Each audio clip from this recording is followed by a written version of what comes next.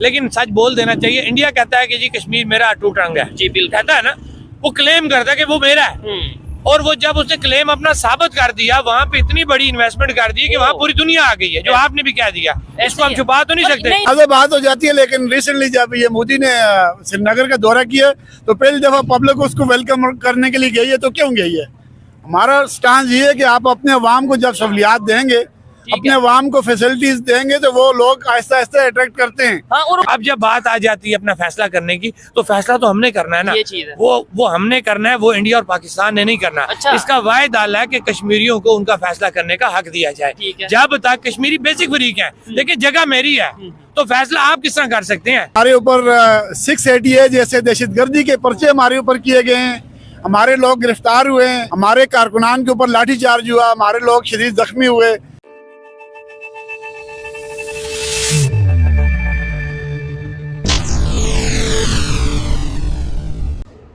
जय श्री राम दोस्तों, सत श्री अकाल, सलाम वालेकुम। मैं सुनील चौहान आप सभी का स्वागत करना चाहूँगा हमारे YouTube channel reaction with review पे। तो दोस्तों आज की वीडियो होने वाली है बहुत ही खास, क्योंकि आज बात करेंगे आज़ाद कश्मीर की पब्लिक की। जी हाँ, बात चल रही है कि वो आज़ाद कश्मीर के लोग जो हैं वो प्रोटेस्ट कर रहे हैं बिजली के लिए, क्योंकि पाकिस्तान में जो बिजली ज़्यादातर बनती है वो आज़ाद कश्मीर से आती है और बाद में उन्हीं को वो डबल रेट में बेची जाती है। तो पाकिस्तान में आज़ाद कश्मीर में इस बात को लेकर प्रोटेस्ट चल रही है पाकिस्तान के लिए। जानेंगे दोस्तों कि पाकिस्तानी पब्लिक का क्या रिएक्शन है, वो क्यों प्रोटेस्ट कर रहे हैं और क्या रिएक्शन है उनका हिंदुस्तान के कश्मीर को लेके।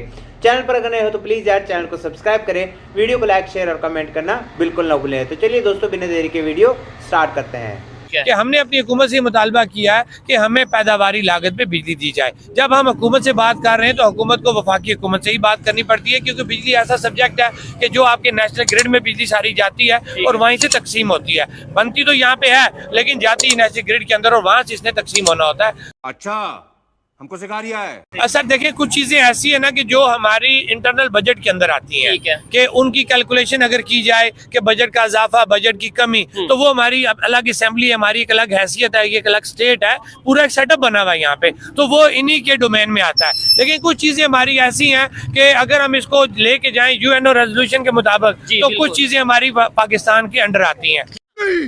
मैं नहीं मानता। अब ये जो बिजली आपकी गो के ये वो सब्जेक्ट उनका नहीं है, लेकिन जाहिर बात है 76 सालों से निज़ाम ऐसा है कि तमाम बिजली जो बन रही है पाकिस्तान के अंदर मुख्तलिफ तरीकों से बिजली बनती है, तो वो एक जर्नल एक हब में जाती है। तो लिहाजा आज़ाद कश्मीर से भी जो बिजली बनती है वो पाकिस्तान की उसी नेशनल ग्रिड में जाती है। तो जब वहाँ से हम डिमांड करेंगे तो इसके अंदर पाकिस्तान का इन्वॉल्व होना बनता है। ठीक है, समझ रहे हो? सबसे पहले तो ये बताएं फिर, ताकि हम थोड़ा कंपैरिजन कर पाएंगे पाकिस्तान में जो रेट है या इंडिया साइड जो कश्मीर है वहाँ पे जो रेट है। सर अब इंडिया का आप करेंगे तो इंडिया तो बहुत कम रेट है। उसकी क्या रीजन है? मतलब समझ लें कि ये कश्मीर बॉर्डर के उस साइड पे भी कश्मीर, वहाँ पे कम रेट, यहाँ पे ज्यादा रेट, उसकी क्या रीजन क्या है? अब उसमें इंडिया का मैं ये कहूँगा ना कि वो अपना एक वहाँ तासर देना चाह रहा है, वो कश्मीरी अवाम को, वो कहते हैं ना, लालच देने वाली बात। कौन है ये लोग? कि वो उनको ये तासर दे रहा है, हमने तुम्हें बड़ी अयाशी में रखा हुआ, हम तुम्हारे साथ ये कर रहे हैं, ये कर रहे हैं, कि ये अपनी आजादी की बात ना वहाँ पे कर पर यूनिट क्या है अंदाजन, अगर आपको हो जी ना? 4 रुपए 50 पैसे वहाँ पे और पाकिस्तानी 7-8 रुपए बन जाता है। ठीक है, और यहाँ पे जो इस वक्त तो लास्ट हमारा जो टैरिफ फ्रीज हुआ है, जो पाकिस्तानी कंपनीज जो बिल भेज रही हैं, यहाँ पे 3 कंपनी है, वो 30 प्लस है। अच्छा, वो 30 प्लस है और कमर्शियल का 50 के अराउंड, 45, कमर्शियल 47 पे जा रहा है। अब गो कि हमारी ये तहरीक जब से स्टार्ट हुई वो जो है टैरिफ है आपका फ्रीज हो चुका है, खत्म। अब जब मैं इस पे बोलूंगा तो फिर हमारी थोड़ी सुबकी होगी, लेकिन सच बोल देना चाहिए। इंडिया कहता है कि जी कश्मीर मेरा अटूट अंग है, जी बिल्कुल, कहता है ना, वो क्लेम करता है कि वो मेरा है। और वो जब उसने क्लेम अपना साबित कर दिया, वहाँ पे इतनी बड़ी इन्वेस्टमेंट कर दी कि वहाँ पूरी दुनिया आ गई है, जो आपने भी कह दिया। इसको हम छुपा तो नहीं सकते। नहीं, ये मैं या आप नहीं कह रहे, ये चीज क्लियर कर दूं, ये आप गूगल कर लें, आप किसी से जाके पूछ लें, ये झूठ नहीं है। अब यही हमारा गिला अपने पाकिस्तानी एस्टेब्लिशमेंट से है, मैं भाइयों से नहीं करूंगा। भाइयों ने तो जल्जले में हम पे वो एहसान कर दिया जो हम भूल ही नहीं सकते। पब्लिक रुको जरा, से नहीं गिला, पब्लिक से नहीं है गिला, ये गिला उन हुक्मरानों से है जिन्होंने 76 सालों से इस कश्मीर के नाम पे सियासत की है, इस कश्मीर के नाम पे डोनेशन इकट्ठी की हैं, इस कश्मीर के नाम पे सियासत की है। उसमें हमारे आज़ाद कश्मीर के हुक्मरान और हमारे वफाकी जो लोग हैं वो शामिल। सुने जी, अब जब इंडिया से आपने बात की ना तो उसने कहा जी मेरा है कश्मीर, उसने वहां पे इन्वेस्टमेंट करके साबित कर दिया। इनसे पूछा जाए जो आपका सवाल है, कौन सा ऐसा आपने यहाँ पे मेगा प्रोजेक्ट लगा दिया कि जिससे ये साबित हो कि यार वाकई आप इसका क्लेम करते थे तो आपने ये साबित कर दिया इतनी बड़ी इन्वेस्टमेंट करके। सही पकड़े हैं यार, वहाँ पे आटा सस्ता, वहाँ पे बिजली सस्ती और ये चीजें हैं। देखें जी, मुतनाज़ बात हो जाती है, लेकिन रिसेंटली जब ये मोदी ने श्रीनगर का दौरा किया तो पहली दफ़ा पब्लिक उसको वेलकम करने के लिए गई है। तो क्यों गई है?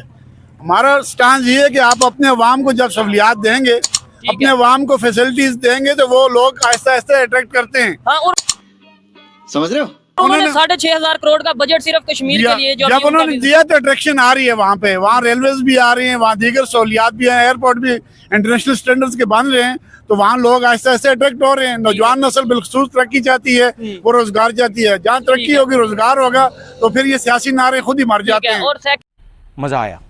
ना यहाँ पे ज़राअत है, ना टूरिज्म है, ना इंडस्ट्री है, ना सर्विसेज है। सर ये 4 बुनियादी चीजें हैं जिसपे लाइफ मैटर करती है। इन 4 चीजों की एजुकेशन से ये चीजें जो है ना बर्न करती हैं, वहां से पैदा होती हैं। एजुकेशन होगी तो ये बाकी चीजें, ये 4 चीजें यहाँ पे नहीं है। एक हमारी यूनिवर्सिटी है, इसका आप म्यार देख लें कि दुनिया के स्टैंडर्ड यूनिवर्सिटी में इसका कहीं जिक्र ही नहीं आता। ठीक हो गया, गजब बेइज्जती है।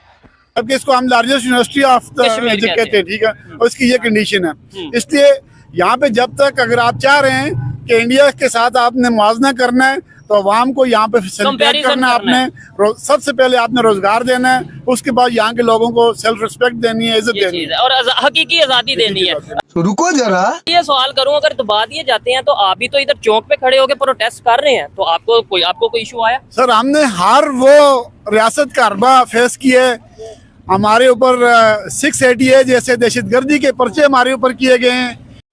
यही नहीं, हमारे लोग गिरफ्तार हुए हैं। ये हमारे चेयरमैन शौकत नवाज मीर साहब के घर के चादर और 4 दीवारी को मुतासर किया गया। हमारे कारकुनान के ऊपर लाठीचार्ज हुआ, हमारे लोग शदीद जख्मी हुए। हमारे लोगों के ऊपर इस वक्त भी हमारे लोग रोज अदालतों में अपने केसेस के डिफेंस के लिए वहाँ पे जाते हैं और हमारे ऊपर केसेस हैं। ये जो हम यहाँ पे बैठे हुए हैं, जुर्म क्या था? जुर्म हमारा ये है कि हम सिर्फ सस्ती बिजली, सस्ता आटा और तुलबा के लिए हकूक मांग रहे हैं। देखा आपने लापरवाही का नतीजा है। हम वो बेसिक राइट्स मांग रहे हैं जो इन रियासतों का, जो हमारे इन मुंतखब नुमाइंदों का पहले ही से वो अपने जो है ना उसमें लेके आते हैं, मंशूर में लिखा है, लेकिन ये नहीं पाते कि हम ये चीज आपको देंगे, हम ये देंगे, लेकिन वो सिर्फ वोट लेने की हद तक होता है, उसके बाद वो भूल जाते हैं। वो इस्लामाबाद से वापस नफराबाद आते ही नहीं है। इस वक्त भी हमारे जो ऑनरेबल प्राइम मिनिस्टर हैं, उनका 90% वक्त जो है इस्लामाबाद में गुजरता है। कैसे कैसे लोग रहते हैं यार यहाँ पर। उनसे बात हुई तो उन्होंने ये बोला कि मैं पब्लिक इंटरेक्शन नहीं करता, लेकिन मेरी जिम्मेदारी काम करना है, पब्लिक से इंटरेक्शन। अभी 3 दिन पहले जो ब्रिज की सर वोट उन्होंने आपने अवाम से लिए हैं, ठीक है, तो आपको अवाम में ही रहना चाहिए। अगर आपने अवाम से वोट लिए और आप कहते हैं मैं इंटरेक्शन नहीं करता, तो फिर आप छोड़ देना, आप क्यों कर देना इसको। ठीक हो गया, या अवाम में रहें, अवाम के मसाइल देखें और अवाम के मसाइल हल करें।